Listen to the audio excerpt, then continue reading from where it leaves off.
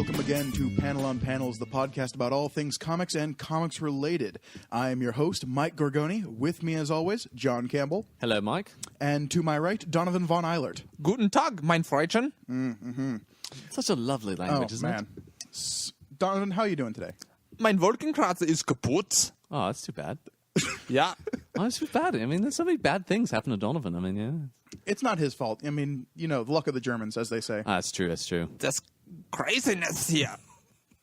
Yeah. Such a beautiful language. Oh, could you only imagine if they hadn't won World War II? I couldn't even imagine. Oh, our world would be so different, you know? So different. Entschuldigung, wo ist mein Katzen? Exactly. Yeah.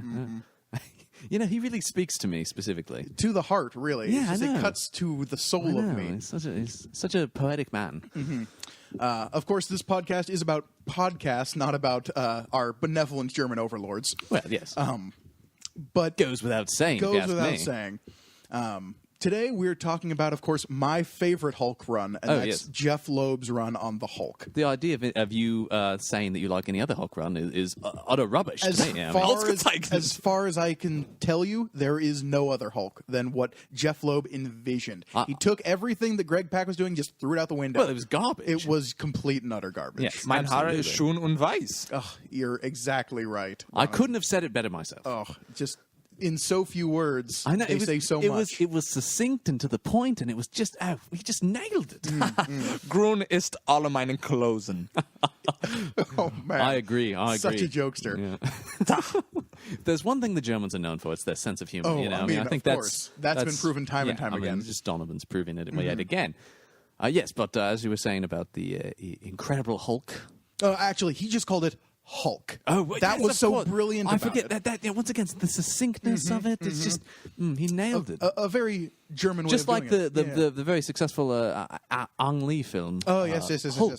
He took a green rage monster and made it into a beautiful haiku. Oh, yes, and one of the best-selling movies of all time. Yeah, that's why Eric Bana has played the part, 7, 8 times now? I think? 9 if you include his cameo in the Captain Germany movie. Of course. How could I forget? Mein Lieblingsfilm. Oh, exactly. Oh, man. I love doing this with you guys, really. I mean, I couldn't think of anywhere else I'd rather be. No, it's true. I mean, could you imagine that there's like these alternate universes out there? You know, I mean, you've What? Yeah, I know. You've seen these things in science fiction and such, where there's I'm other sorry, I'm not a yous and- huge... You know me, I'm not a huge science yes, fiction fan. but I thought maybe you'd seen, at least a few episodes of Fringe. Or Was such. that like not quite the X-Files show? Yeah, I it didn't was- watch the X-Files either. No, well, I mean, who could? It only lasted 13 episodes. Yeah. But it's but there were 8 seasons of this Fringe show, and there were other universes where there were alternate versions of all the characters. And sometimes it gets me thinking, what would those be like? I mean, could you imagine another version of us out there somewhere doing a podcast where we have radically different opinions? So like a universe where I didn't lose my eye to Jimmy Olsen in 3rd grade? I mean, as hard as it is to imagine, yes. I would actually be able to see you on my left. Right, yes. That would be weird. I know, wouldn't it be strange? Mein Sauerdrache ist schon in weiß. Too true, my friend. Too true.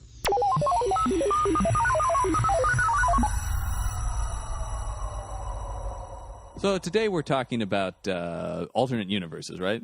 I believe so. Yeah, that was the topic you told me to think Yes. about. Well, yeah. I mean, that's what my notes are for. I don't know about you guys. Yeah.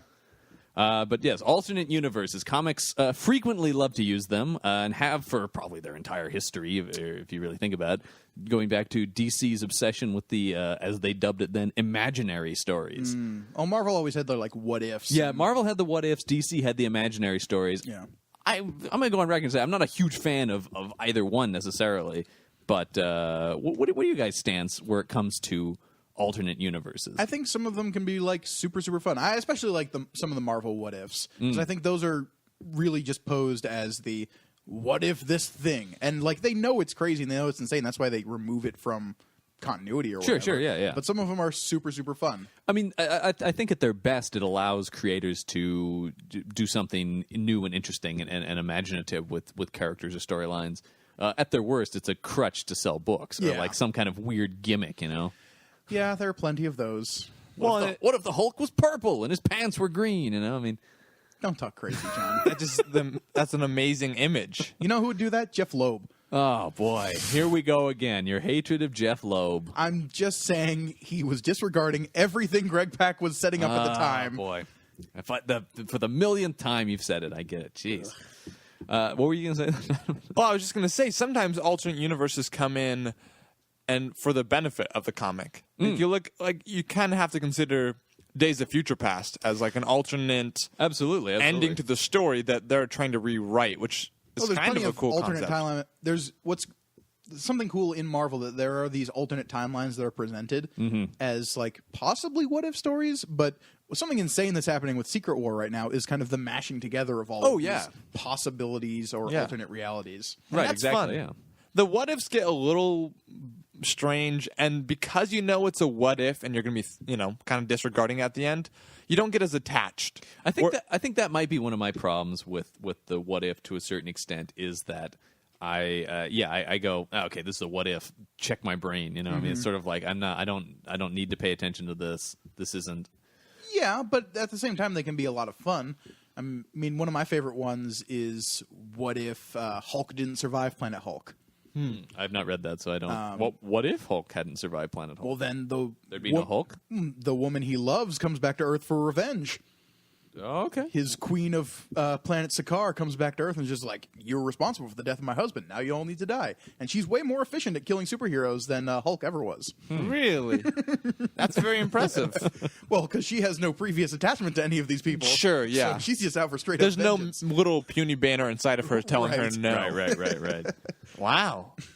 What I was going to say about when I sort of thought about when we talked about doing this topic, and I started thinking about my favorite alternate universe storylines. I really like what the thing sort of we've talked about, like the what ifs and things like that, which I can kind of take or leave for the most part.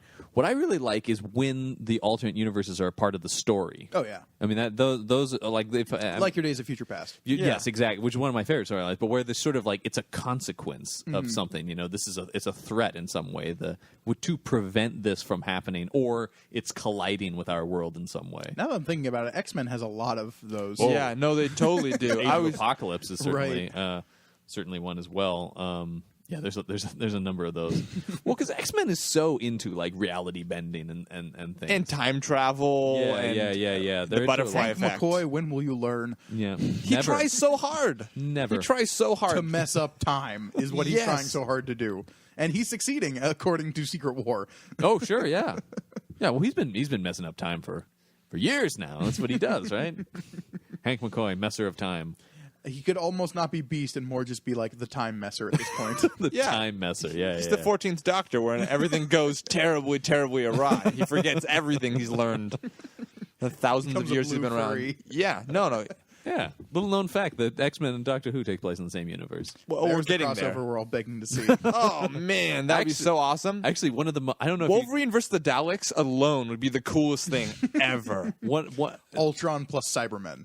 Magneto. Whoa. Magneto is the answer to that problem. Right? Fair enough. Fair It's enough. awesome. True. This reminds me, as we talked about X-Men alternate universes, there is an incredibly strange alternate X-Men story that involves them crossing over with the characters of Star Trek: The Next Generation. Yeah, this book. This is I don't. This isn't a comic. This is like a novel. I think there might be a comic adaptation. There's a of comic it as well. At this Oh, I point. did Yeah, not know yeah, this. yeah, I've yeah. only known it as a novel because I saw it like on the paperback shelf at the library and like, what is this? Yeah, I could never get my head around it. It just was like there are two things I love, but like what? On a weird planet where mutants are the people. Yes, yeah, that's what I'm saying. So the I mean, Enterprise arrives. it's an help alternate out universe. The X-Men. Yeah, it's not like the X-Men travel to the future and meet the Star Trek characters. No. It just presupposes a mutant planet Right. that the Star Trek characters beam Sure. down to.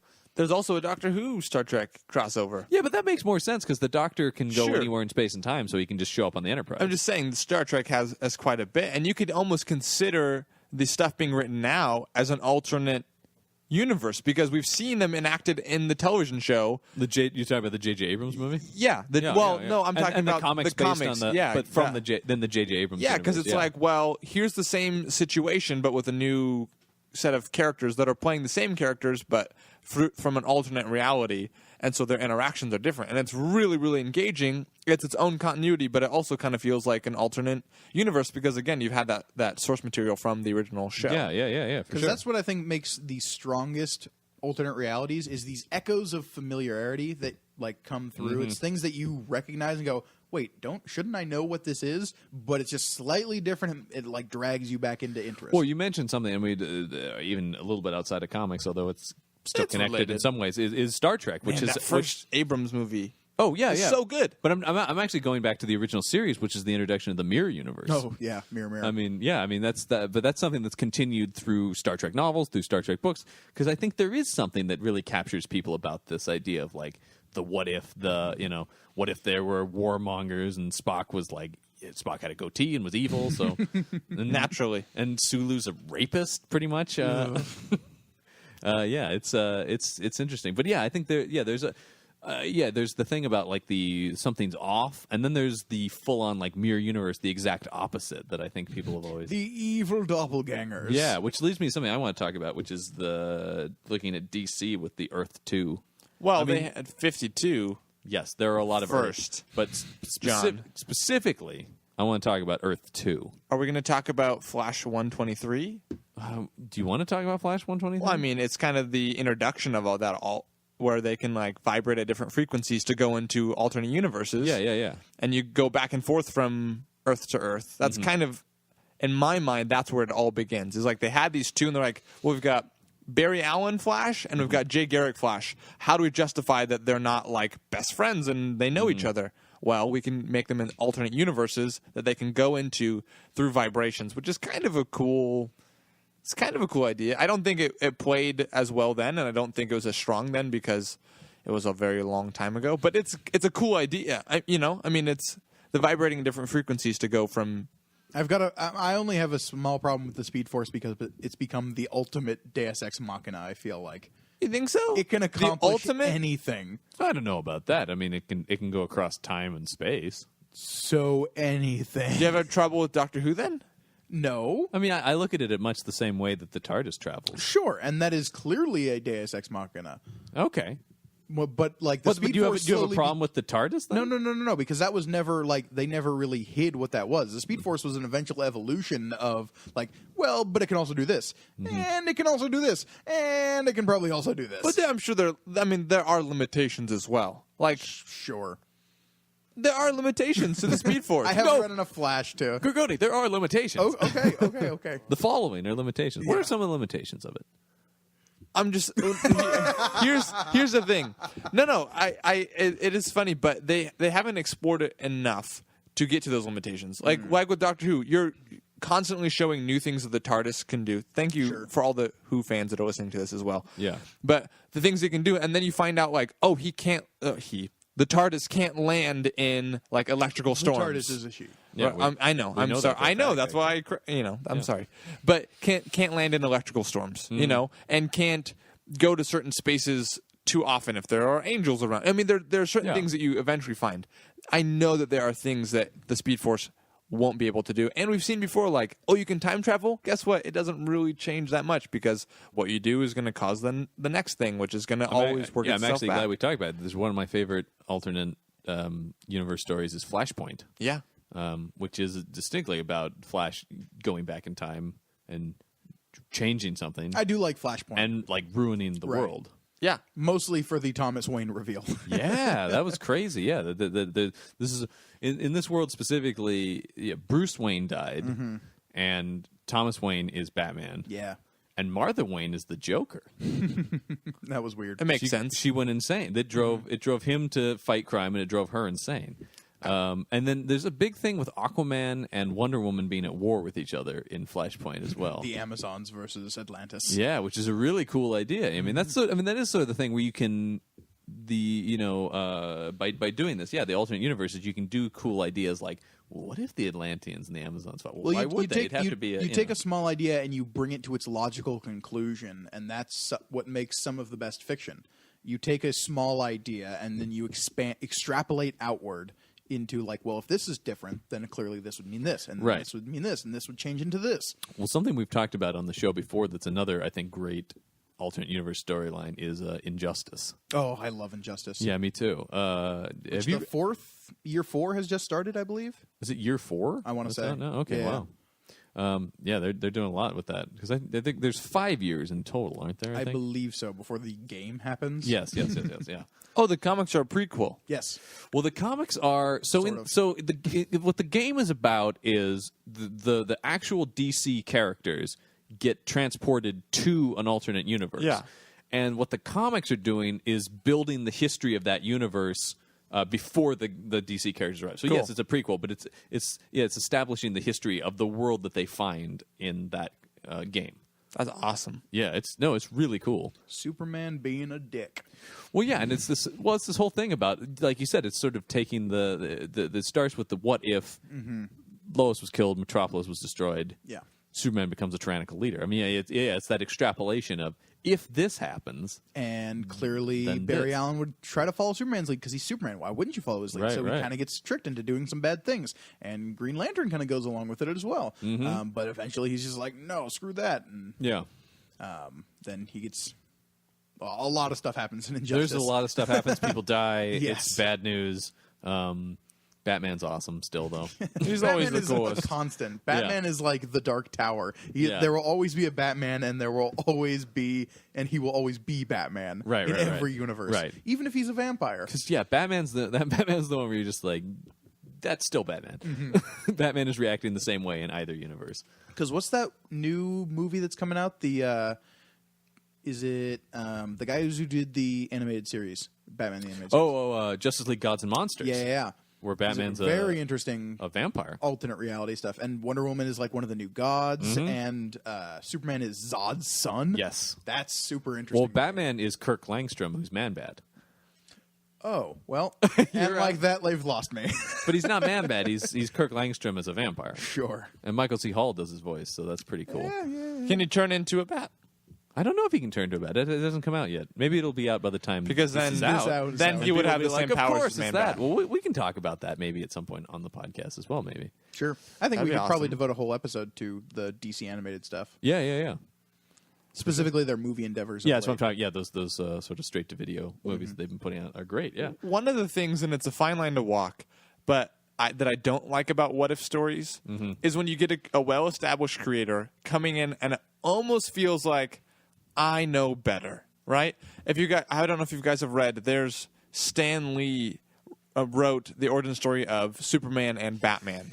Yes, I don't know if that. Do you think that comes off as I know better? It feels like I When feels it's like Stan Lee doing it. it feels like it feels like somebody's like you get to write it, but please make it different. So Yes. like he felt constrained by that. Yes. But also it just feels like it's not true enough to the source material that it feels really odd. It doesn't feel like I like the what ifs of like, oh, he took a left turn instead of a right. Now he's over here. But not way different. it was a marketing gimmick, and the idea was you want to see the Stan Lee version of this. So I mean, I don't think there was a I can do better aspect from Stan Lee as there, because I mean I don't think this was Stan's idea. Something tells me. No, I don't think so either. And I'll follow the Generalissimo forever. Absolutely. But it does Thanks feel, for following and me. there are other people who it feels like that doesn't feel quite right. You know, Right. like I almost feel like the Jeff Loeb Tim Sale Colors trilogy feels kind of like a what ifs kind of thing because we've never really seen that enacted in the comics.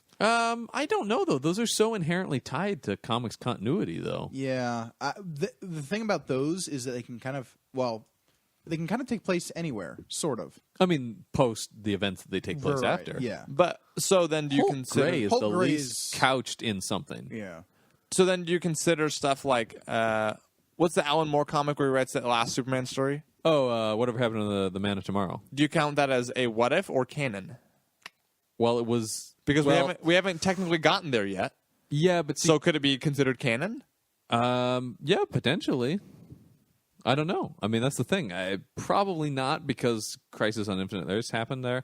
DC's canon is all over the place. No, it's no, a lot, I it's a lot understand. easier to talk this specific canon with Marvel Yeah. than Like, it is can to... Old Man Logan eventually become a thing? Probably not because of Secret War, but Would you call that a what-if story? Well, because there's almost this whole separate thing of like Dark Knight Returns and Old Man Logan, of like these future stories. Spider-Man Reign I talked about on the show a while back. So do you consider those what ifs, or do you consider them continuity? I mean, that's what I'm trying. That's why I kind of bring up. I don't really know, because you're right that if they're far enough in the future, yes, they're potential stories. I'm trying to correlate my thoughts. What Secret War is doing right now in the Marvel continuity is interesting because it's taking these alternate realities and mashing them onto their battle world. So even though like Old Man Logan took place in the future, there's still a chunk of the battle world that is Old Man Logan. Huh. It's very strange. So as of right, but is that an alternate universe or is it a future? Both, I think. Yeah. I don't know. Because clearly we're never going to see the day where all the villains decide to kill all the superheroes all at once. Right. I don't think that can happen anymore as of the Marvel continuity. But those future stories have to kind of be what ifs, because they're assuming like, oh, if this person died, then this led to this and this, right? Like, because then they're referencing things in the past that haven't happened in continuity yet, where it feels like you read Claremont's run on X-Men, it's like, well, this happened last week, so this leads to this, which leads to this. Oh, I'm going to reference 20 issues ago. Right. Well, it still makes sense. It's continuity. But it's not like he wrote Days of Future Past first and then was like, okay, now I'm going to work through that. Does that make sense? I mean, Days of Future Past is specifically shown as an alternate reality more than a future. But I mean, It's okay, so something to then think of prevent. something like towards the end of his run, he didn't write that first and then work to that. No. Yeah, exactly. I don't. I mean, that's the thing. We're sort of these future stories. Because something I was thinking about as well as we're talking about this is Batman Beyond. Oh, Batman Beyond. Would we consider that an alternate reality? Well, that is strictly within the continuity of the DC animated stuff. Not anymore, though. But the DC... Wait, not anymore? Was it? What happened? It's been glommed onto the comics now. But the comics that it exists, the Batman Beyond comics, didn't those still only exist in the... Nope. They exist in DC continuity now. Really? Yes, they do. But that feels like Mad Love, where it existed once on the animated series and now it's continuity. Well, yeah, except for the current Batman Beyond comics that are being written are specifically stated to be the future of the Batman that's in this continuity. So the events of those comics have happened to these characters. Weird. They make a specific point of it. Characters like Hush show up. Sure. They do things like that. No, that's true. Yeah, I mean they're definitely and then you have a crossover event like Future's End where Terry McGinnis has to go back in time, and he goes back in time to the DC New 52. So, see, I haven't read any of Future's End. I know it existed. Didn't that just end a little bit ago? Yeah. But yeah, I don't know, because I guess it started out as an alternate reality, and then because because we look at the animated series as its own definitely. thing. All of the DC animated stuff has its own kind of continuity, like through Justice League and Justice League. Yeah, the shows. Yeah. Before we get to the movies, for sure, because the DC animated universe, the Timverse, if you will, as I've heard some people call it. I would call it that. Yeah, absolutely. Yeah, I mean, because one of the things that was great about that was it had a central creative guy with Bruce Timm that made the continuity of that really work. But yeah, and actually, there's an episode of that animated series that I want to talk about on here because it's one of my favorite sort of alternate universe stories within something else. Is an episode of the animated series called Perchance to Dream, which is where Batman, or not even Batman, Bruce Wayne wakes up in a world where his parents are alive. Right. Do you remember this episode? Yeah. This is one of my favorite episodes of the animated series. He wakes up and his parents are alive, and he's not Batman. And it's seemingly a paradise, right? Like, my God, everything I've ever wanted. Guess what? The city's going to hell because there's no Batman to save anyone. And so it becomes this whole thing about, like, do I choose to go back to my own reality or do I live in this? Where everything is seemingly perfect for me, but the city's going to suffer for it. Right. And I think that to me is one, even though it's not in a comic, it's a comic character. And it's just one of my favorite sort of alternate universe or what if storylines. Great episode. That was such a great show. We bring it up every once in a while in here, but my God, that was a good show. No, it was. Because that does not sound like a kid show. But we'll get to that show on a later episode. That's kind of an interesting point, is the alternate realities of these characters' psyches. Like, we'll see some of these what-if stories where we're just inside these characters' heads. See, those are some of my favorites, too, because, once again, it's so much about that character. You could almost call Arkham Asylum, the Neil Gaiman comic, almost entirely... Grant Morrison. Grant Morrison. Yeah. Almost that. Yeah, because it's so based in... I mean, that's a nightmare. That comic is a nightmare. Just look at the way that the Joker is drawn in that. Oh, yeah. He's terrifying. He's some kind of specter. Yeah, really. That's an amazing comic. Not to be confused with the Spectre. No, Sure. he's not the Spectre. No, that was Hal Jordan for a while. Hal Jordan was the Spectre for a while. Who hasn't been the Spectre? Everyone except for Hal Jordan. True. But yeah, I think DC has made the alternate universes a bigger part of its larger I story. mean, at the very... Yes. Because you of start things- with Earth 2. Yes. And from there we get into the crises and... yeah. Oy. Crisis on Infinite Earths. And There are infinite Earths, apparently. there were Infinite Earths. Then there were none. Whereas the Watchers just number them succinctly. Yeah. Well, one of my favorite, and I don't In know if you Marvel. consider it because it's so in the continuity, but it feels like an alternate universe story. Is The Return of Bruce Wayne, where Bruce Wayne It's is coming back through time. back through time. So That's an interesting one because it's not an alternate universe storyline, but it kind of does it feels feel that like way, one. like Batman as a pirate, because you get Batman to as see a noir detective, Right, you get- Batman Batman as a caveman. Yeah, you get to One of see my these favorites. differences, but it's still very much in continuity. And Bruce Wayne is literally just like shifting through time. Yeah. But yeah, it does have that same feeling and that same excitement that like an alternate universe storyline drums up because it is sort of like, oh, Batman the Witch Hunter, which was my favorite, by the way. Really? Yeah, The Batman Puritan Witch Hunter. Yeah, I just liked him in the pilgrim hat and stuff. Like, I don't know, there was something cool about that. But Noir Detective Batman is a close second. Wild West, Yeah, like Lone Ranger, Pirate Batman's pretty awesome too. I mean, I mean, all of they're them. all They're really pretty cool. cool. Caveman Batman kicks a lot of ass too. Well, here's the thing: is like it feels like I don't think I would want to read a couple trades of Pirate Batman, Right. Or any of them, or really. any of them, but to have it all in one, and you're like, Mm-hmm. and I mean, like, I've talked about this on the show before too, but he like is gaining elements of who Batman is before he gets Yeah. back eventually to Gotham, where it's just like a bloodbath. That's By the the way, thing. everybody's just like, we want the cow. Oh yeah, That- because then you go to Tony S. Daniels' Battle for the Cow, Which is is just happening insane. Also, and also the thing that they have where he's leaving the clues in the paintings for Dick Grayson to find. yeah. That's cool, but That's so good. yeah, there is something cool about the way that they couch that in the character about through each. It's not just like see him as a witch hunter, see him as a pirate. Yeah. He is piecing together. You see the individual pieces that make up what Batman is. He is not just one thing. He is all of these things. I haven't actually read Battle for the Cow. Oh, it's good. Ooh, it's great. Yeah, I mean, I'm aware peripherally of what happened. during sure. it. Yeah. I don't think I have a Spoiler alert, copy of Dick that. Grayson wins. Yeah.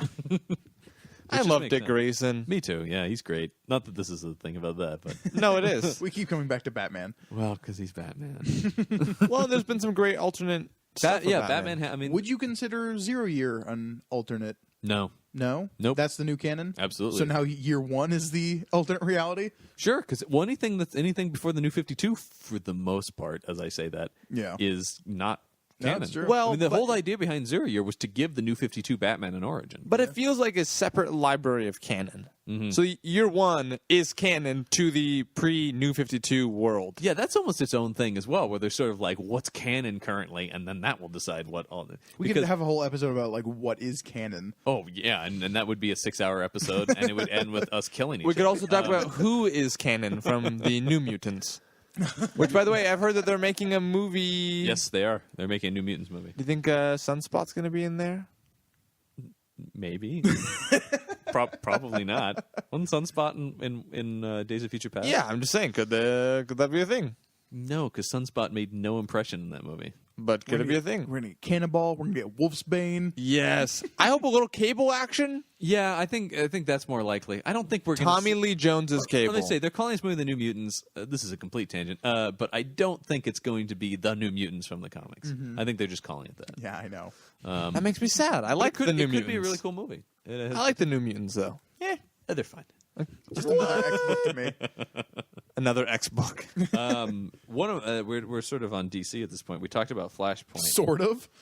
We are on DC. We've almost exclusively talked about DC. Well, but before I switch over to Marvel, I wanted to touch on what's one of the most famous and most popular, which is Red Sun. I do love Red Sun because again, I love Superman as a bad guy. Yeah, but I mean, it's that whole idea. I mean, that to me is a great what it. I mean, it's written by Mark Millar, who's always amazing, but it's that whole idea of that one slight change, which is he lands in Moscow instead of, or I don't know if he specifically lands In Russia. in Russia, rather than Kansas, and Just fundamentally changes that few character. degrees of his little pod's trajectory changes everything. Right, exactly. That's something that is always cool to me about the alternate universes, which is, like you said, it's the like you were saying, Donovan, it's the left turn versus the whatever. There's a great episode of Doctor Who about that. Yeah, but it feels Doctor Who has a lot of good alternate reality. Oh, absolutely. that's like a whole show of Yeah. might be the point of that show. But I mean, again, I like those for a bit. I wouldn't want to read a whole run of Red Sun. It's like it's one of those things that, and within 6 issues, you should be able to say, "I get what you're saying. Now let's get back to everything else." I mean, because I think Millar's point with that is by showing you that you actually gain more respect for the Superman that does exist. You know, I mean, you see why Superman matters and why he's important as like an American sort of symbol of justice and things like Truth, that. justice, and the American way. Absolutely, yeah.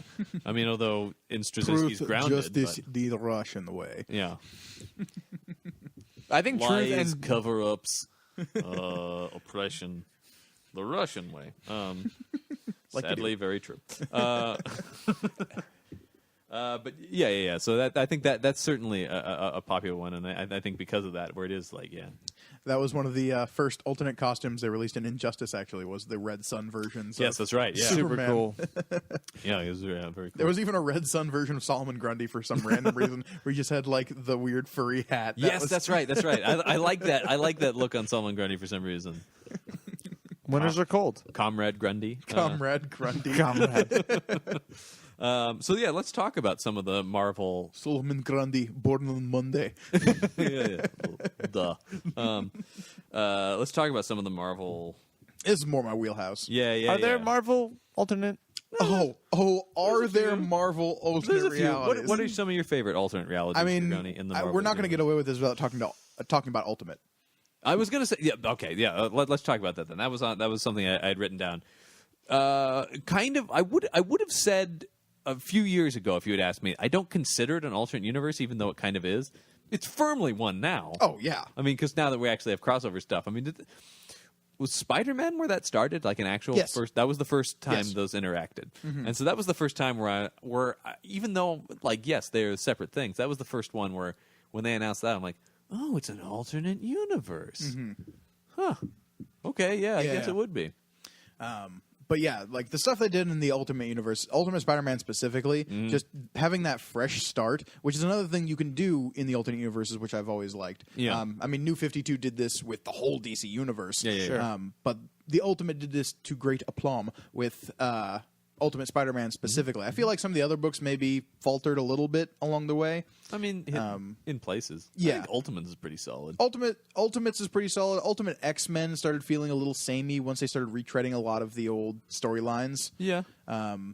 They kept it pretty fresh though, and I enjoyed that. Ultimate Fantastic Four, I feel like, was the weakest one. You think so? I was a big fan of Ultimate Fantastic Four. Yeah, I don't know. It just felt very the same right from the get go. Yeah. Though I like what they eventually did with the Ultimate Fantastic Four, like Reed Richards going evil and like Ben Grimm becoming Wonder Man. That was super cool. Yeah. But Ultimate Spider-Man specifically, just being able to like clearly and concisely tell the story of Peter Parker as Spider-Man over the course of like the 20 some odd trades was just, you couldn't have gotten that opportunity in mainstream Marvel. I feel like. No, absolutely. I mean, that was sort of the idea with that too, is that you get the fresh start on continuity, you get to play around with these characters. They're still the characters. Made the Clone Saga work. Yes, they did. They definitely did. Would you consider, and this is more a question for Gorgoni, sorry, John, would you consider... I'll just wait in the corner. Please, yeah. And if you could just not talk for a second. Sure. Would you consider Superior Spider-Man quasi-alternate? Because No. it fits in. Yeah. Because he died. Well, technically, I mean, It happened. Yeah. It's still within continuity. That's just so interesting to like, me. as of right now, the villain that it was Doc Ock doesn't exist. That's true. So I just felt like... It's not like alternate universe Doc Ock shows up, Right. or Spider-Man. probably will now. It just feels like... Why not? Well, yeah, now we don't know Now what's going on. alternate Though universe, everybody can show I up. will say this: Ultimate Doc Ock is super engaging in terms of his like complete. He's almost the nemesis, other than Norman Osborn in Ultimate Spider-Man, because Doc Ock's the one that keeps showing up as well. Yeah, but I think that those are sort of the top two nemesis in the Nemesi in even in 616. Yeah, fair enough. I mean, those are the go-to. Those are the guys who are going to actually make their plans work. You think the Vulture's going to do anything? You think Shocker is going to do anything? Shocker? No. I've checked out Mark Millar's Spider-Man run, because Vulture's there pretty much to just get beaten up sporadically throughout the book. He does that and in Spider-Man beats him up again. Like Superior Spider-Man a little bit. He doesn't last very long. I mean, that's yeah, I like that. I that's one of the things I have a respect for or at least I have a love for seeing the B-level villains show up and get knocked away. A good old stilt man getting hit by Daredevil. B? You think he's B? That's being D-list. generous. Yeah. And then I really liked Frank Castle blowing him up with a grenade launcher. So Yeah, but now we've got Lady Stiltman, so yeah. not Stilt Woman, Lady Stiltman. And that Lady makes, Stiltman. that We're makes very no clear sense. about that.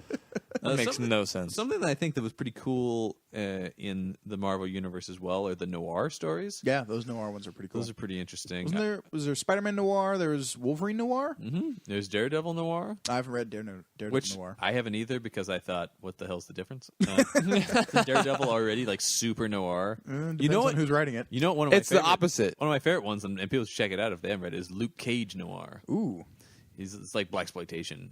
Luke Cool. Cage, badass, John Shaft kind of. I like the idea that fun. Daredevil noir, he's actually the damsel in distress, and somebody else is taking care of his like problems Foggy for him. Nelson. Yeah. It's Foggy Nelson is the He came in and looked at me with blind eyes. he's the gumshoe.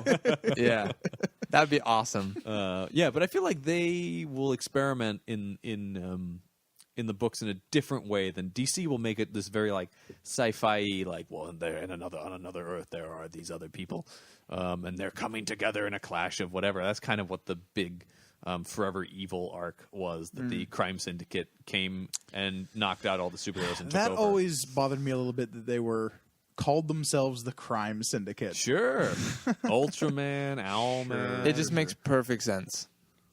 If you say so. Whatever. Johnny Quick is Johnny Quick was the Flash equivalent. Superwoman. I wish I could remember who the Green Lantern one was, and I can't right now. I don't know. Doesn't matter. Yes, it does. It very much does. But what I was going to say is, like, Marvel will just like experiment. They'll just do like Luke Cage noir. One of my favorite It's not like that's going to Marvel alternate realities. Yeah. Marvel 1602. I was just good. This is exactly where I was So heading to. weird and so out. Have you never read 1602? Oh man, Neil Donovan, Gaiman. you would love 1602. It's Neil Gaiman. It's Yeah. Neil Gaiman. Yeah. I love Neil Gaiman. So it is the Marvel universe, okay, but in the year 1602. So they're Perfect. dealing with like the first immigrants over to the New World, and like some of the European like struggles between the Queen and like all the different powers of Europe at the Yeah. time. It's really, really fascinating, but the little I don't want to spoil it. There's a big twist in the end that's really cool that I won't spoil. great. No, Check it out. Yeah, it's read it. It's 1602. Yeah. Marvel 1602. And I other believe there's some continuations of it Sure. as well. I've not read any. I've only read the Neil Gaiman run. But yeah, that was a really cool book. That was this. Just like, what if this is the thing? And I like, do Magneto love that is guy. an inquisitor for the like Spanish Inquisition. Oh, yeah. and, there's some really cool stuff. it's in a there. really fun book. I feel like Doctor Strange is like the advisor to Queen Elizabeth or something like that. Yeah, yeah. I feel like It's been a Neil while since I've Gaiman read. would be the only person to like make that happen, right? Sure. Like, because he does it with such a like a love for everybody. It really, it really fits his sensibilities Yeah. and stuff. Like, it didn't come off as gimmicky. It just No, came off. it was really it good. was a really fun book. I wanted to talk about that one. And I'm actually surprised I don't own that. Do you not? I'm No, I don't. surprised at that. I as am well. shocked. I'll need to rectify this in the coming days. Yes, to Amazon I go. Yes, 16. No, support your local comic book shop, John. Sure, do that too. I can buy enough comics for both. Fair enough. Fair enough. I know I have in the last couple of weeks. Yeah, I'm just saying I'm going to go broke really quick if I'm only going to the comic book store. No, it's true. But yes, do support your comic book shops, folks. Spend how many hundreds of dollars at Things from Another World? Yeah. Oh boy. Worth it. It's one of those things you walk afterwards and it hits you. Yeah. No, You're just like, what? when I just have the happened? stack in my hand and I'm paying for it, I'm just like, this is the best day ever. And then when Comics, I'm driving home, I'm just like, I'm not going to eat for the next week. Yeah. Food. Oh. I can't eat comic books. Yeah, Yeah, you do. Yeah, you do. You get some kind of tunnel vision there, where it's just like comics.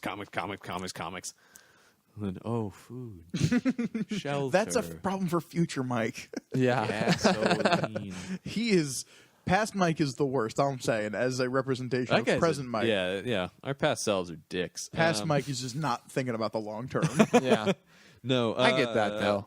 Have either of you guys It's read Age of Ultron? Not the movie, but specifically. I have read the comic and the movie. Okay, good. I read the movie. But I was gonna say I think that's a cool alternate universe. That's a weird one because it's also doing a weird like time shifty thing. Like the whole thing with Wolverine going back in time twice. Yeah. was so weird. Oh yeah. It's a Just like- trippy book. Yeah. Man, that guy gets And thrown then- through time so much. And then go. Yes, he does. He really does. I mean, because he's part of the X-Men who already travel through the time a lot. Sure. And then you're in a non-X-Men comic like Age of Ultron. And it's like, poor guy. He's like our central character. Like, he'll heal from it. It doesn't Sue matter. Storm. I I still believe think at that point he doesn't have his healing factor though. In Does he? Ultron? In Age of Ultron? no, he hasn't. No, I was going to say, I don't think he... He hasn't lost that yet. But yeah, I mean, it's him and it's Sue Storm. Really random team up that I Yeah, liked, sure. where it's like, okay, sure. If I remember, it's been a while since I read it. They have to go back and talk to Hank Pym as he's making Ultron, if I'm Right. not mistaken. Well, because it all starts with them seeing like a future where Ultron takes over. Right? Yeah, it's just oppression through Ultron. Those are the two people I would send.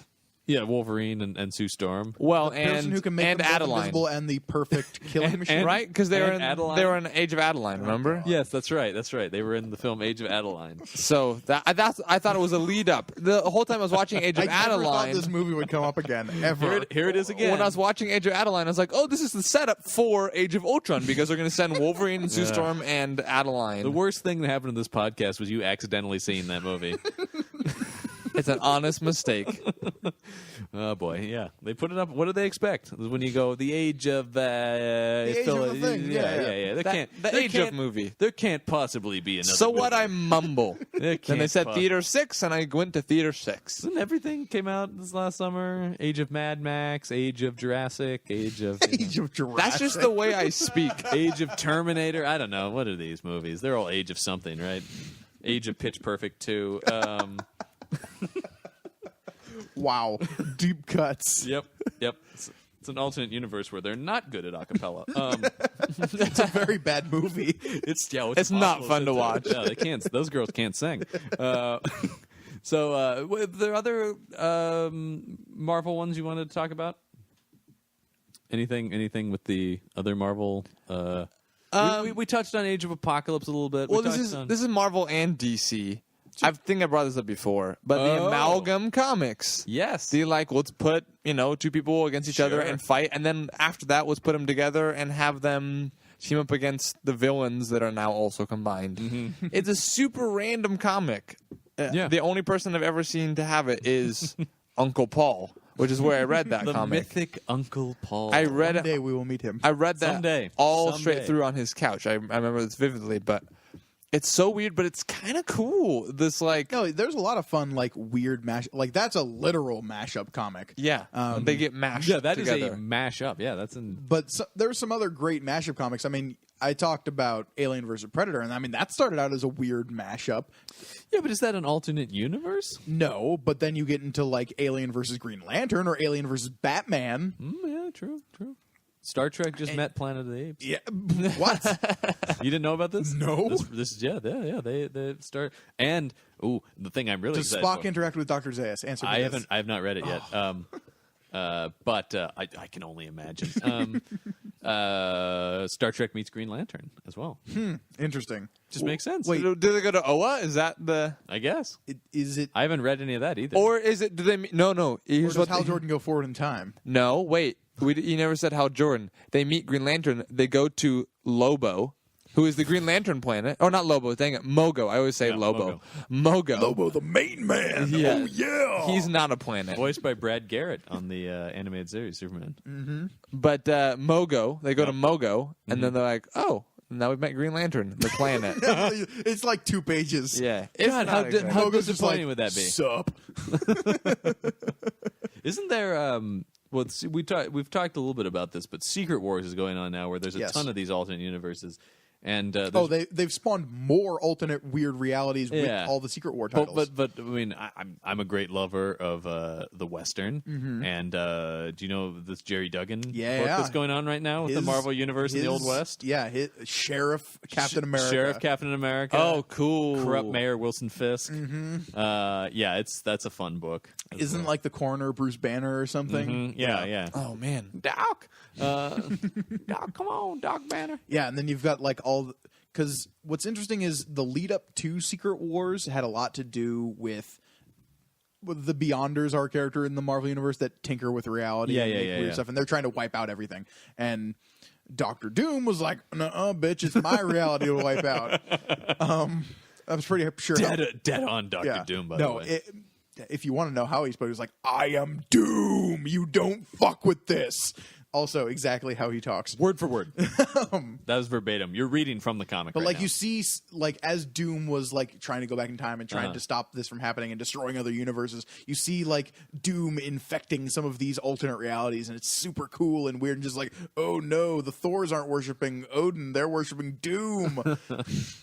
Yeah, I've not read much of this. For no other reason. I've read like 1 and 2 issues of like a lot of the ones that are coming out right now just to do it. Yeah. Because it's a weird event, and I like weird events. It is a weird event. I can't say I like weird events, but it is.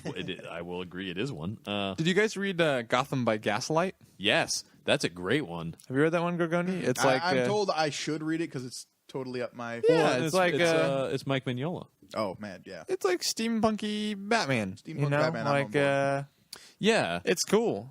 Turn of the century Batman. There's also Batman Year 100 by Paul Pope. I have read that weirdly enough. Yeah, that's an interesting one as well, where there's like it's way in the future and Batman's around, and is he the same Batman? Is he not? What is this Batman? Right. The Legend of Batman. Yeah. They're sort of capturing that like Batman as mantle, as symbol sort of thing. And that's a pretty good book. Paul Pope's an interesting comic book writer and artist. No, it's a fun story. Yeah, we're back. That was another one that I found like in the library, and I didn't quite know what it was. It's got a really weird cover and stuff with like weird old cantankerous Batman lurking on top of a power line. Yeah. There's like also like some kind of bird. There's also Batman meets Judge Dredd. I have not read this. Have you read this, John? Yes, I have. Is it great? It's great. Well, two things I love are Batman and Judge Dredd. So the idea of them coming together is pretty awesome. What is the possible context for them coming together? Time travel. Fair enough. Sure. Who cares? That's now, when does you Batman know. go to Mega City 1 or does Judge Dredd come to Gotham? Oh, both. Whoa. That's when you know you love something because you're gonna read that no matter what, John. Oh yeah, right. Like it doesn't matter what the plot is. You're just like, this is the coolest thing ever. I see Batman and Judge Dredd on the cover, and I'm buying. Sold. It. Yeah. I'm the same way with Godzilla. You Yeah. know Sure. that. Yeah. Godzilla, anything. Right. Godzilla is actually an interesting thing of alternate realities. I can talk about this forever, but We'll talk about it a little bit. Yeah, how a lot of the movies, like they'll reset the canon every once in a while, but they all assume the first movie happens. Yeah, That's a little strange. Do you think The comics do the you think same that thing. most recent movie assumed that first movie happened? I don't know. What they talked about when making that movie was just like that first movie was like somebody saw something and they tried to make it into a movie. Oh, that's interesting. Because I think it's how Gareth Edward talked about it. Because seeing that movie, I was like, okay, that movie. It couldn't have happened because there was he destroyed too much of Japan for that to be like unknown. But the Japanese government knows about Godzilla, so that's an interesting. Again, what he said was like the idea that somebody saw something back in 1950s. I think that's a cool explanation. They tried to make a movie explaining what they saw. Okay, I'll go with that. I like that. That makes sense. Also, they made it about like stop nuclear arms. Yeah, sure. I want to show that video to my kids when they're young. That like but it's really just trying to blow up Godzilla the whole time. All the nuclear stuff. God, I love that movie. That movie Yeah, it was pretty. The new one. All of them. Yeah. Okay. Yeah, any of Godzilla. them. Just all of them. Sure. I realize this podcast isn't about my they all adoration for Godzilla. congeal into one giant movie. Yes, and it's called Godzilla Final Wars. Yeah. Okay. There we go. Yep. There we go. That's fine. We're there. We made it. Something outside of those realms as well that I want to talk about. It's a great alternate universe comic. Is Star Wars Infinities. Oh yeah. Oh, why I didn't bring this up? I is know. beyond me. I was kind of waiting for you to. I know. But yeah, those definitely are asked the what if questions at the beginning of each. Yeah, of those the are Star built Wars around movies. what if, which is. Have you read Star Wars Infinities? No. It's probably on the Marvel Unlimited app now. Think it is, or If not, I mean, I've got heard the about this. omnibus, I just yeah. haven't. yeah, I mean, it's But what if Luke hadn't blown up the hadn't Death blown up the first Death Star. The second one is what if Luke froze to death on Hoth. Hoth, yeah. And the third one is what if. This is the one I can never remember. Yeah, I can just grab it. It's not as. I like the Empire one simply because it ends with Han Solo killing Darth Vader, which is awesome. Yeah, the Return of the Jedi one is what if Leia's thermal detonator had destroyed Jabba's palace when she tries to rescue Han. Yes. Oh yeah, that'd be so awesome. Hey, Yoto, because he's holding a thermal detonator. Yeah. I've not seen that movie before, by the way. Never seen it before, really, huh? Not 35,000 times. The first two, but not the third one. I got it. Yeah, I was like, okay, his hand, that's fine. I It's done. see. I see where this is going. Episode 7, John, that's where it's going. Yes, it is. And I don't need to see it because I got it. I'm just going to leave now and pretend you didn't say that. Wow, this Infinity's omnibus looks super righteous. Oh yeah, it's super awesome. No, Infinities is a really cool comic, and taking that approach to Star Wars. I mean, yeah, Oh, I mean, there's something. Quite frankly, you can say that all of the previous expanded universe is now what if stories. I thought about this before we recorded this, and I was like, should I say it? Should I not? Will it Because create you know a my pro- deep But abiding again, love of the expanded universe. it falls into the pre-52 thing of like before it was canon, so we consider that its own canon. No, it's under the Legends. Yes, like, that's it. banner I was now. trying to remember what the thing they're calling it is. Yeah, Star Wars Legends. Right. We just need to come up with something for DC. Forever the Yuzon Vong shall be within the Legends. True. You guys have no idea what I'm talking about. Oh, I know. Okay, Donovan, what are the Yuzon Vong? You want me to spoil for everybody in the podcast? I feel like this is not Go spoiler ahead. safe This No. is an off mic territory. No. Tell me right now. What happens? No, here's, No, I want to hear the answer to this really badly. here's what happens. So, you know, on Jabba's palace, Yeah. right? There's a Twi'lek, right? Who? Bib Fortuna. Yes, thank you. I forgot his name. I didn't. So on his home planet, Sure. his best friend growing up Ryloth. was a Wookiee. Uh-huh. Yes. His best friend, the Wookiee, went off and joined up with a smuggler, right? Not the smuggler and Wookiee combo you're thinking of, everybody. So don't worry about Different that. Wookiee and smuggler. Right? So they get to this planet. What is it called again? The Rylon Fortula. And That's it. Nailed it. Keep going. so they get to Rylon Fortula, Sure. right? And they find not a 900-year-old Jedi Master, but a 90-year-old Jedi Master named Nick Fury at the time. Oh, God. People thought he fell out of a window after being force shocked, but he didn't. He did not fall out of that window. I should have seen this coming, but somehow I didn't. He's now with his friend R2-Beep2, right? Who is constantly getting harassed hang on. by Daleks. Wait, okay. By Arlon Fortula. Forget what my question was going to be. By what? Daleks. Daleks. Okay. Daleks are the Jawas of Arlon Fortula. Okay, and what does this have to do with the Yuzon Vong? Well, I'm getting there. Okay. He's only a third of the way through this thing. Remember in Serenity, the Fruity Yodi bar commercial? Oh my God! Think Yuzon Vaughn. Can he connect this to every sci-fi universe? It's I think I'm possible. waiting for the Federation to show up here at some point. Oh, no, that's way later. Oh yes, of course it is. I'm gonna have to cut you off there, Donovan. All right. Your insane ramblings will have to wait for another day. Well, I tried. Speaking of insane ramblings, I do have something to ramble about. Okay. I don't know if we should do this now or later, but it's for everybody who's been waiting with bated breath on the Evil X's connection from the Scott Pilgrim All right, episode. well, we'll put a pin in that for just 1 second. Yeah. Is there anything else? Are there any other alternate universe things that people want to talk about? Because we sort of went through my list. I'm sure there are 1,000 more than There's an infinite number. that I'm not. Yes, there are. Dare I say infinite Earths? Any imagination you have and any world you can think of, there are an infinite possibilities that you can dream up. It's called fan fiction, John. Yeah. Don't look into it. Good advice. Here's the challenge. That's good advice to us all. Here's the challenge: is if No, there's actually some. I will say this: there is some legitimately good fan fiction out there. I'm sure there is, but it is not worth. It's the expanded universe of Star Wars. Well, I know. I wouldn't. I wouldn't call that. It's written by professional writer. I mean, I don't know. we're now just fans. They're no longer fanning. They're just fans. Oh boy. But here's what I was going to say is I think we're kind of towards the end of our list. Yeah. But if people listening to this have expanded universe or alternate universe that they like, or if they want to pose a cool idea of what they think an awesome alternate universe, maybe on Twitter where it's 140 characters of like, what if Batman could only speak in 140 characters? Exactly. Well, to be fair, he only needs he's counting. 9. I am the knight. Oh, Yeah.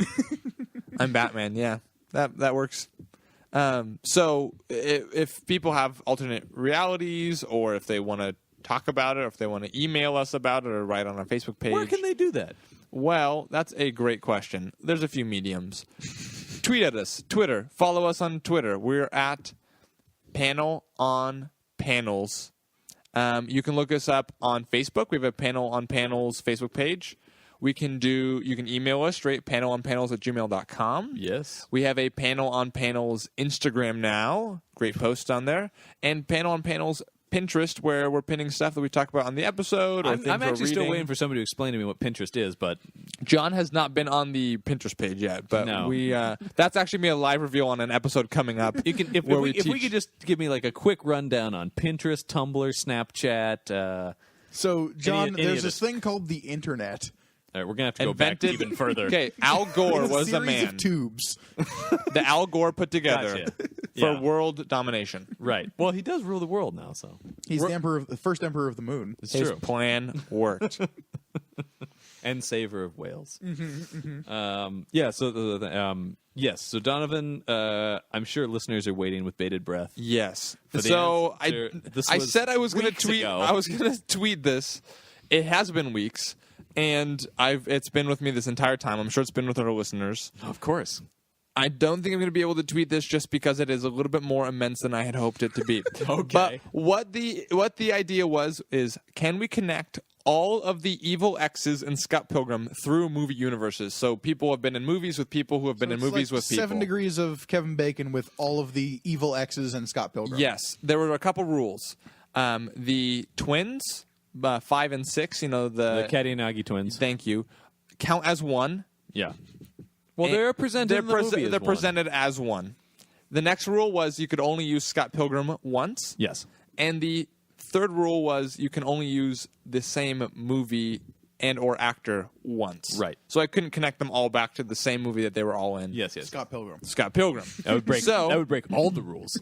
Starting with the twins. Oh, here we go. Here's 5 and 6. So that's 2 of the twins, or that's 2 of the Two of the evil twins. X's. Yeah. 2 of the twins, Are we also doing 2 this of the whole evil rundown X's. right now? Oh yeah. Oh, Jesus, I didn't Get know. ready. Prepare yourself. The twins are in Scott Pilgrim with Mae Whitman, who is the 4th evil X. Roxy Richter. Yes, thank you.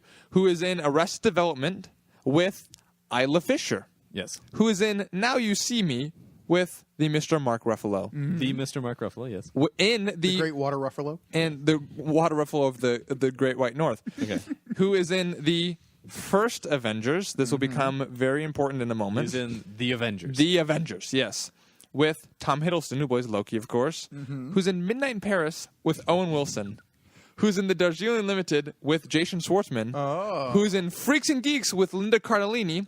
Who's in The Age of Adeline. Sorry, Avengers. I always do that. Age of Ultron. Age of Ultron. Age of Ultron, thank you. Linda Cardellini in The Age of Ultron with Chris Evans, who is the 3rd evil X. Sorry about the break. We had Schwartzman, who's 7, and Gideon Chris Graves. Evans. Before then, there was a long list.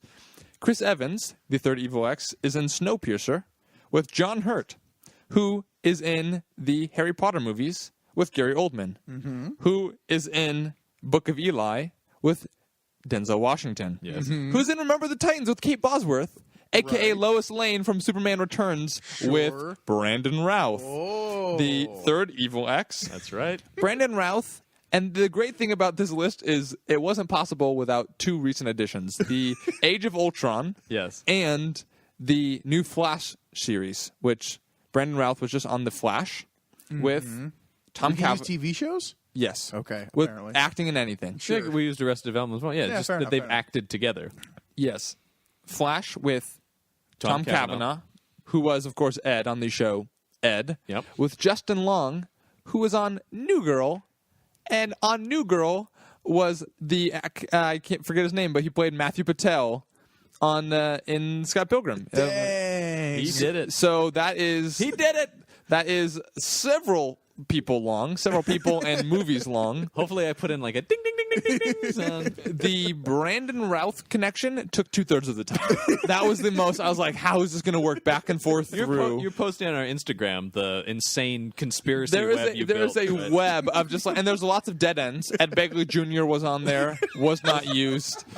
But the scribblings of a madman. Dead end that is Ed Begley. well, Jr. because he was in What's Your Number with Chris Evans, who was also in Arrested Development. So I was trying to figure out how to work that out. But thank you all for listening to that. Hopefully you're following along at home. Maybe you had a shorter list. If you did, also please tweet that or send that to us. I'd Because just like to imagine you've been obsessively doing this for the last several months. I haven't slept. You have not slept since that Scott Pilgrim episode came out. Who knows how long ago? Until last night when I put it all together. Yeah, so yeah. anyway, so that's that whole list. Impressive work, Donovan. Thank you. That's Is impressive the right word? I want a pat Well, on the there was back. a question mark on the end of impressive there. I don't know. It's in quotes. And work was also in quotes. But they're not together. They're separate quotes. It was at one point there was 90 IMDb tabs up on my Google Chrome. I'm just back and forth. I'm like, wait, why was I trying to Men Who Stare at Goats? Why is this movie in here? Your girlfriend's like, please, Donovan. You I have to stop. I'm dating somebody. Oh, Not anymore, clearly. oh man, That's over. She wasn't connected, John. You weren't in anything No. with anyone from Scott Pilgrim. There's no time for that. I don't have time for anybody. This who's is not my gonna, life now. If you're not going to help me, you're going to hurt me. So get out of here. Yep. So she's gone. Kicked her to the curb. Wow. You'll never understand. I shouldn't have found this as funny as I did. It's pretty funny. So as we wrap up that insanity, and Donovan has a mental breakdown. No, I'm fine now. Okay, go good. Got it out. Yeah, no, it's all right. It all clicked. He's all fine now. He just had that bout of insanity. We turn now to our recommendation segment, where we recommend comics that we think are pretty good and maybe Yeah. you should read. Who wants to start? Donovan, go. Great. I just read the first trade of Manifest Destiny by Chris Dinges and Matthew Roberts.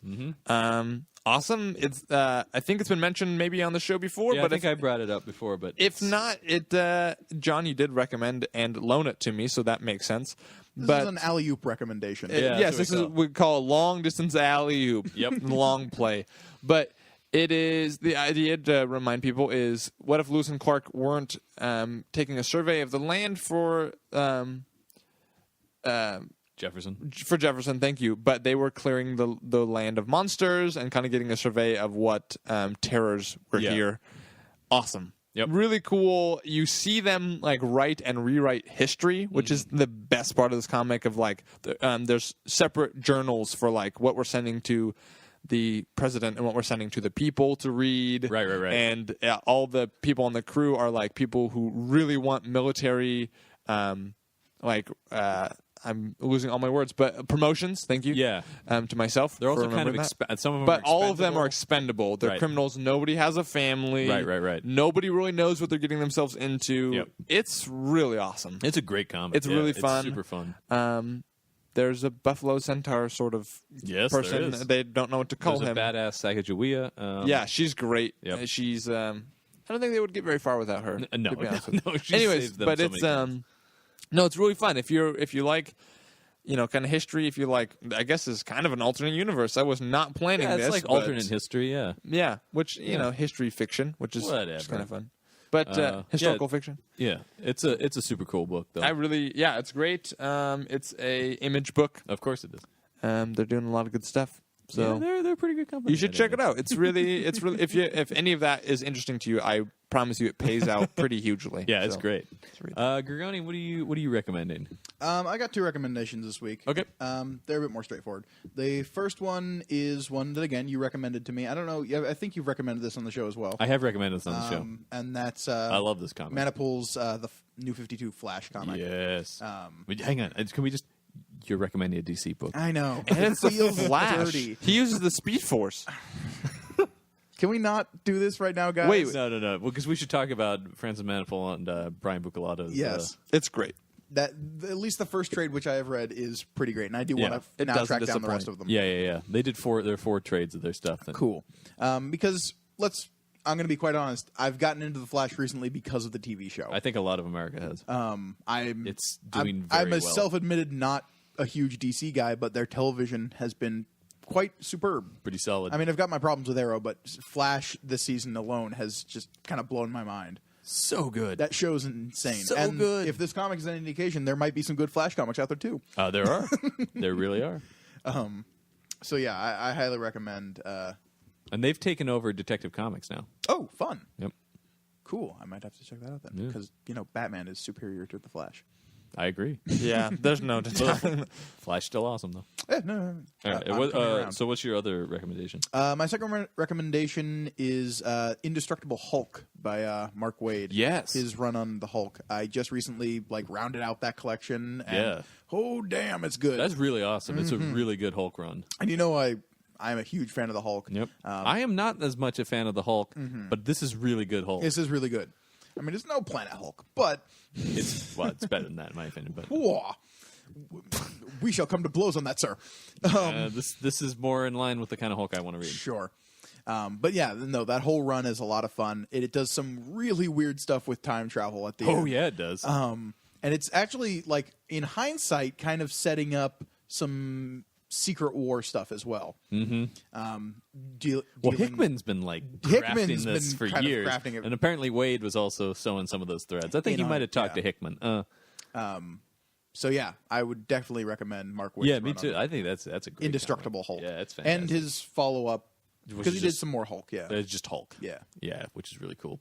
I have 2 recommendations. One is, surprise, surprise, an image book called Mara. It's by Brian Wood and Oh, I've Ming heard about Doyle. this. Yeah, this is a super weird and very cool sci-fi book about a futuristic world where you're based on your skill, you're placed in different camps that train you for these things. And it's about this girl who's a really good volleyball player, and sports is everything in this world pretty much. So she's the best volleyball player, and her brother's a soldier, so he's off fighting an undisclosed war that but she's the best. She's the most famous volleyball player in the world. And once again, this is a world where volleyball matters, not like our world. Hey, I'm sorry. During the Summer Olympics, it's Yeah. important. And if you're in high school, she develops superpowers. sweet. And then there's this whole thing about is she using performance-enhancing drugs? What is this? Because she's the only person who's ever exhibited superpowers. And it's just about her and she's evolved. Her superpowers are evolving. Interesting. So she keeps getting more. It's a really cool book. I do love Brian Wood. Yeah, this is a great Brian Wood comic, and it gets really existential and into the nature of humanity and what it means to have power and stuff. It's a great book, and it goes nowhere that you think it's going. It's not a superhero book, which is cool. That's really cool. The other one I have is just a super fun book, which is Batman Meets the Green Hornet.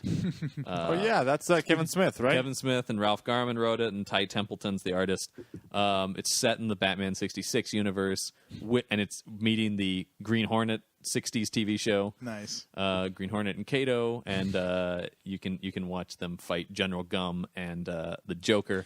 Oh, And, I'm there. It's so much fun. It is just imagining. You can hear Adam West's voice and stuff. Holy crossovers. Yeah.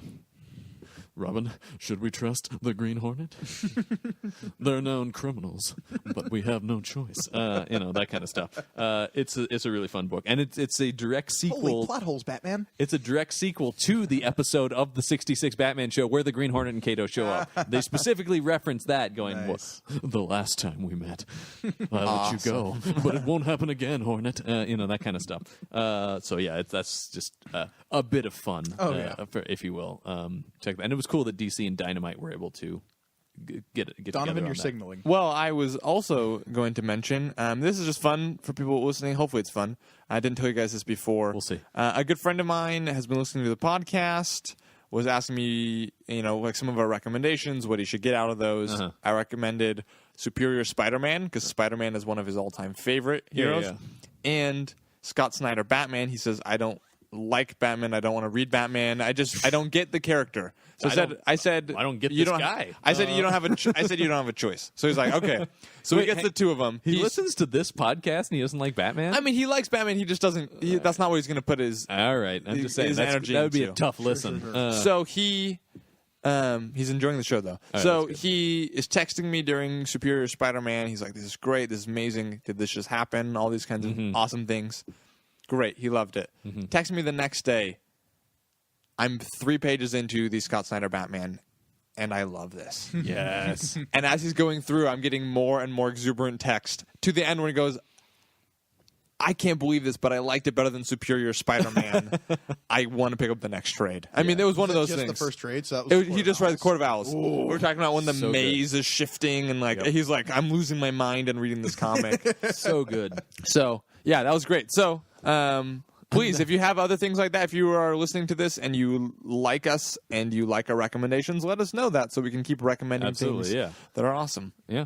And once again, it proves the point that Batman always wins. Yes, that was the Why? point I was trying to Because make. He's Batman. People ask what his superpower is. That's my answer now. I'm He Batman. always wins. Yeah. Okay, so I think that's going to do it for Panel on Panels this week. I have been John Campbell. I am currently Mike Gargoni. And I will always be Donovan Eilert. Keep reading comics, everyone.